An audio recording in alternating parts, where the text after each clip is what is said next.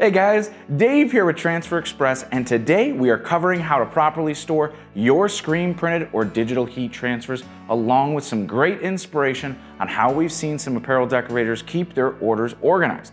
Now, are you worried about the longevity of your screen printed transfers? You don't have to be. Just for fun and to show you how stable these things are, we will press this 10+ year old goof-proof transfer to see how it holds up. Are you ready? I am. Let's go.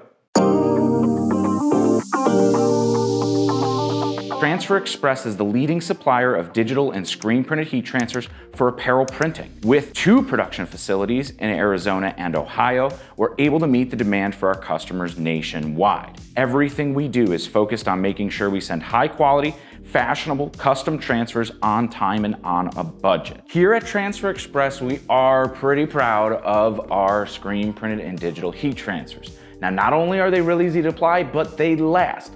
Not only on the garment after they're pressed, but even before they're applied. One of the most common questions when using screen printed transfers is, what is the best way to store the transfer paper?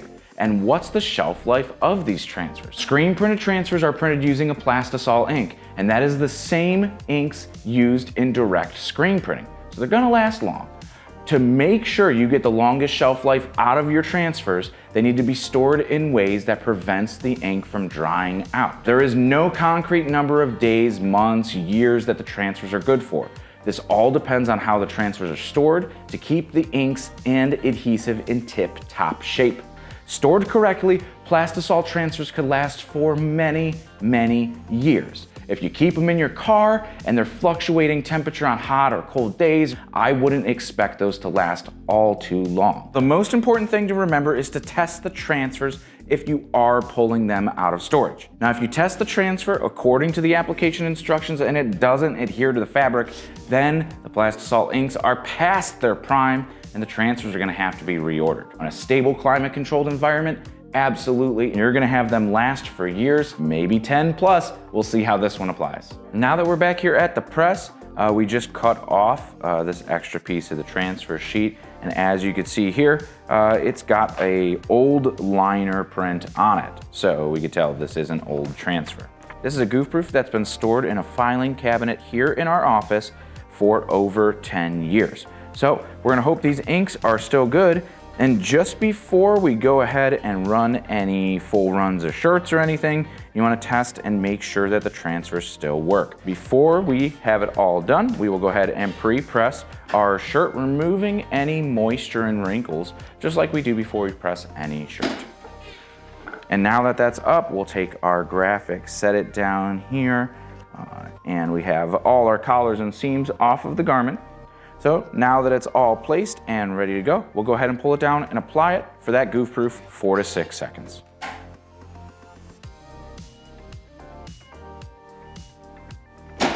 Now the moment of truth, the hot peel of a goof-proof immediately after pressing, and sure enough, 10-year-old plus transfer just tossed into a filing cabinet applies beautifully. Storing your transfers properly is very important. It's absolutely recommended to keep them in a climate-controlled environment like an office, a home, or your workshop. You need to avoid basements or garages, crawl spaces, cars, or sheds, as these areas could get too hot and too cold, too humid and too dry. One of the best ways to store your order is in the box that it came in. The transfers come in a bag inside this box, and if you cut it cleanly, you could just easily put any extra transfers back into the bag. You use Ziploc bags or shrink wrap your own stuff if you want to be super airtight.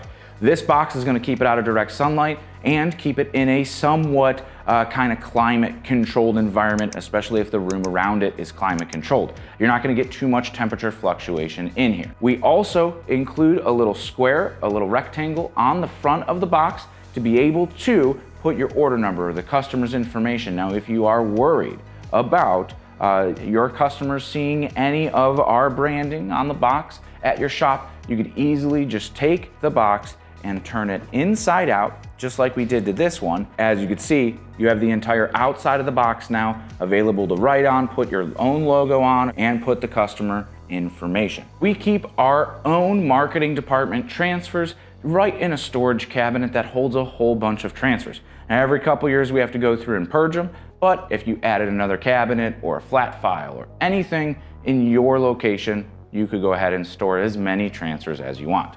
We can show you a few examples here from members in our community who use everything from cabinets or flat files, IKEA storage unit, or even bookshelves. Really, the sky is the limit. Whatever fits in your shop. If you have shelves above your press, you could put them up there and store them vertically or horizontally. Any way that you want, those transfers are going to be okay as long as they stay out of sunlight and they stay in a stable, climate-controlled environment. As always, we love to hear from you guys. If you've got your own storage or organizational ideas for your transfers, let us know in the comments below. We are constantly inspired by you guys and love to see you contributing to the heat printing community. We are dropping new videos every single week on everything from small business tips to everything heat printing and even some product education and inspiration.